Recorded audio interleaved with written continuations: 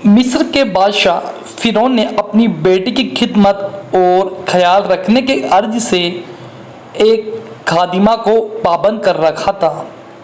यह खादिमा हज़रत मूसा अलैहिस्सलाम से मुतासिर होकर ईमान ला चुकी थी। एक दिन वो खादिमा फ़िरौन की बेटी के बाल संवार रही थी। उसके हाथ से कंघी छूटकर ज़मीन पर गिर गई तो उस खादिमा ने बिस्मिल्लाह कहकर कंघी को उठा लिया। इस पर फ़िरौन की बेटी ने कहा, ये तूने क्या कहा, किसका नाम लिया? ये उसी का नाम है जिसने तेरे बाप को पैदा किया और उसकी बादशाहत अता की। फ़िरौन की बेटी को बड़ा ताज्जुब हुआ कि मेरा बाप से भी बड़ा कोई बादशाह है। फ़िरौन की बेटी ने यह कहा कि मेरे बाप से भी बड़ा कोई रब है। मेरा, तेरा और तेरे बाप का रब सिर्फ अल्लाह है।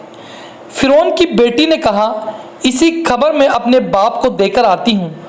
खादिमा ने कहा, मुझे कोई हरज नहीं है। चुनांचे फ़िरौन की बेटी दौड़ती हुई अपने बाप के पास गई और सारी बात सुना दी। फ़िरौन को जब इस बात का पता चला तो उसने खादिमा को बुलाया। जब खादिमा फ़िरौन के सामने पेश हुई तो फ़िरौन ने पूछा, क्या मैं तेरा रब नहीं हूँ? इस पर खादिमा ने कहा, नहीं, मेरा रब तो सिर्फ और सिर्फ अल्लाह है। फ़िरौन ने बार बार यही सवाल दोहराया तो खादिमा ने हर बार यही जवाब दिया, मेरा रब अल्लाह ताला है।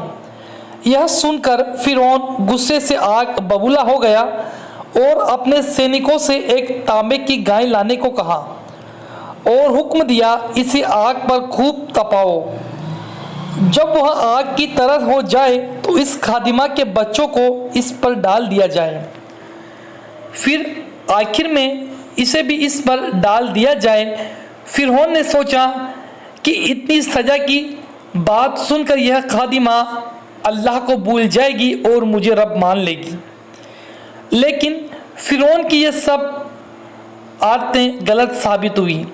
उन्होंने अपने सिपाहियों को हुक्म दिया, इसके बच्चों को आग में डाल दिया जाए। इस पर खादिमा ने कहा, मेरी एक गुजारिश है कि मेरे और मेरे बच्चों की हड्डियों को एक कपड़े में रखकर दफना देना। फ़िरौन ने कहा, मुझे मंजूर है, तेरी ये आखिरी ख्वाहिश मैं पूरी कर दूंगा। उस खादिमा के बच्चों को उसकी माँ के सामने एक एक करके आग में फेंक दिया गया। मासूम बच्चे जलकर राख हो गए। अब सबसे छोटे बच्चे की बारी आई जो उसकी माँ के छाती से लिपटा हुआ था। फ़िरौन के सिपाहियों ने जब उस बच्चे को छीना तो उसकी ममता तड़प उठी। तो अल्लाह ताला ने उस बच्चे को जुबान अता फरमा दी। बच्चे ने अपनी माँ से कहा, माँ तू अफसोस न करना, दुनिया का अजाब आखिरत के अजाब से बहुत कम है। यह सुनकर माँ को सब्र आ गया। फिर इस बच्चे को भी आग के हवाले कर दिया गया। उस खादिमा को भी आखिर में आग में डाल दिया गया। इस तरह अल्लाह पाक ने आखिरत की दर्दनाक अजाब की शिद्दत एक शीरख्वार बच्चे की जुबान से बयां कर दी। यह बात अक्ल वालों के लिए एक वाकया इशारा है। यूँ अल्लाह ताला पर ईमान लाने की सज़ा के तौर पर खादिमा के सारे बच्चों को फ़िरौन ने उस औरत के सामने आग के हवाले कर दिया। इब्न अब्बास से रिवायत है, जब हुजूर सल्लल्लाहु अलैहि वसल्लम मेराज के सफ़र पर गए तो एक मकाम पर उन्हें बहुत सी उम्दा खुशबू महसूस हुई। तो उन्होंने पूछा, ए जिब्राइल, ये कौन सी खुशबू है और कैसी खुशबू है?